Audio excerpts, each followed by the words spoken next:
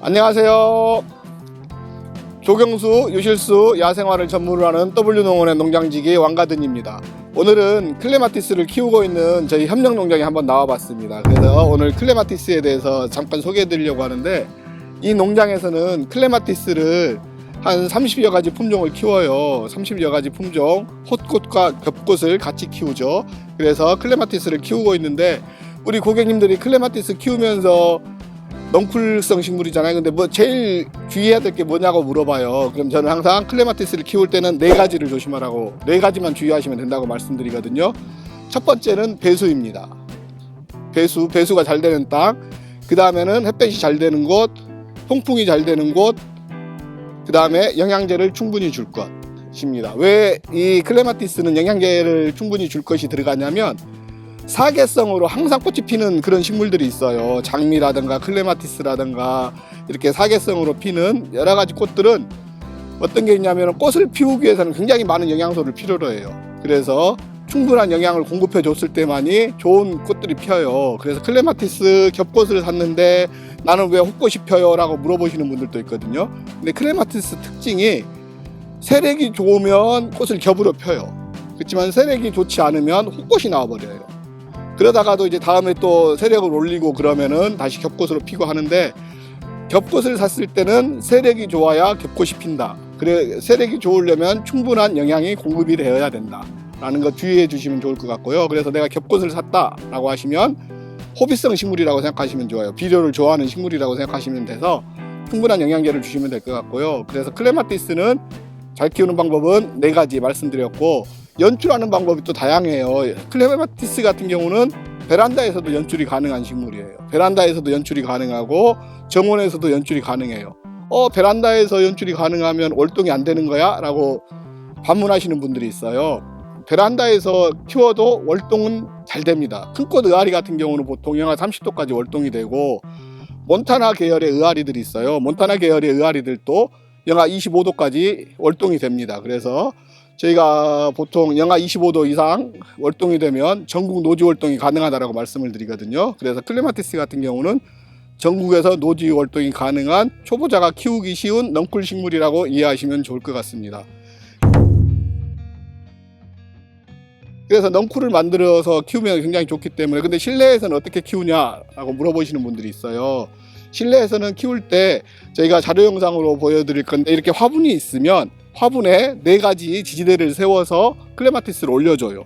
그러면은 실내에서도 굉장히 잘 크는데, 물론 키울 때 햇볕이 잘 봐야 되니까 햇볕이 잘 되는 곳, 그 다음에 겨울에는 냉을 먹어야 되기 때문에 겨울에는 차가운 베란다, 그러니까 따뜻한 베란다보다는 차가운 베란다일 때 훨씬 클레마티스는 잘 큰다고 생각하시면 되고요.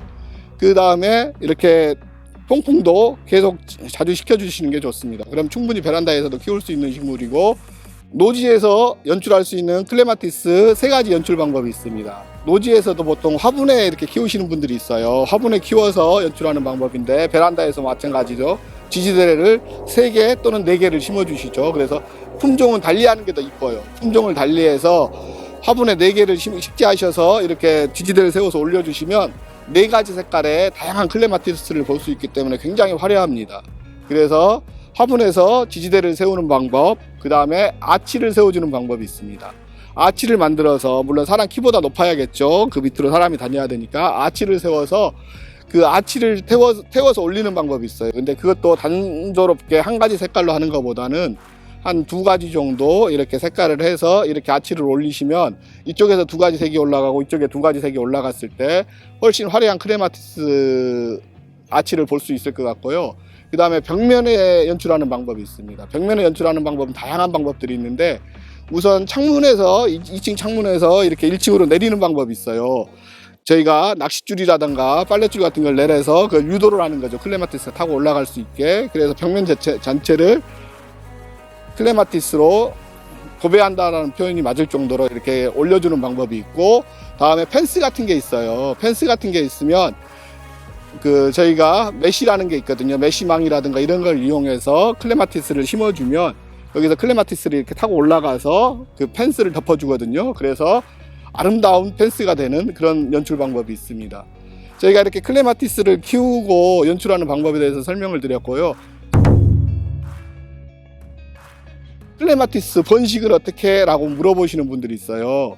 번식을 어떻게 해? 라고 물어보시는 분들이 있는데, 원래는 모든 식물들은 씨앗으로도 할 수 있는 것처럼 씨앗으로도 가능하지만 그건 저희들이 힘들기 때문에, 저희들이 만약에 클레마티스를 번식한다라고 하면 저희 구독자님들이 하신다고 하면 추천드릴 수 있는 방법은 삽목하는 방법입니다. 클레마티스를 잘라서 꽂아 놓으면 삽목이 되는데 온도는 22도에서 25도 정도로 맞춰주는 게 좋아요.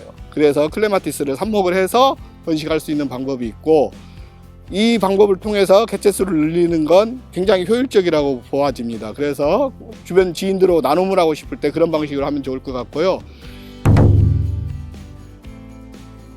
클레마티스도 몬타나 의아리와 큰꽃 의아리가 있어요. 근데 몬타나 의아리와 큰꽃 의아리의 차이점에 대해서도 물어보시는 분들이 있거든요. 몬타나 의아리 같은 경우는 일단은 봄에만 꽃이 핀다라고 보시면 돼요. 그렇지만 봄에 화려하게 꽃을 피우죠. 큰꽃 의아리는 사계성이 있는 의아리라고 보시면 됩니다. 그래서 봄부터 정말 조건만 맞으면 12월 때까지도 꽃이 피울 수 있는 그런 게 큰꽃 의아리입니다.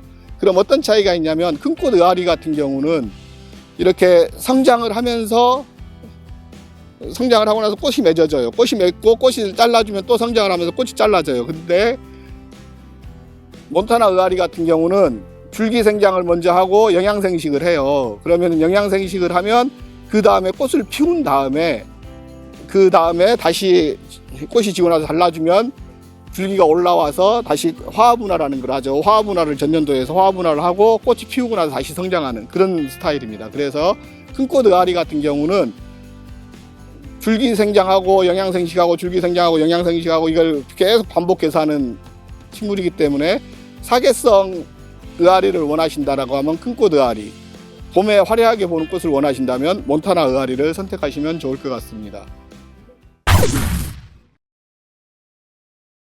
이렇게 저희가 그 클레마티스를 재배하고 있는 농장에 와서 이렇게 저희가 영상을 찍어 봤는데, 이렇게 아름다운 꽃들이 이렇게 농부들의 수고로 인해서 고객님들을, 우리 구독자님들을 맞이하기 위해서 이렇게 열심히 크고 있습니다. 우리 구독자님들 큰꽃 의아리, 몬타나 의아리 많이 사랑해 주셨으면 좋겠고요. 항상 정원에서 행복한 정원지기 하시면서 건강 유지하시면서 다음 영상에서 뵙도록 하겠습니다. 감사합니다. 다음 영상에서 뵐게요.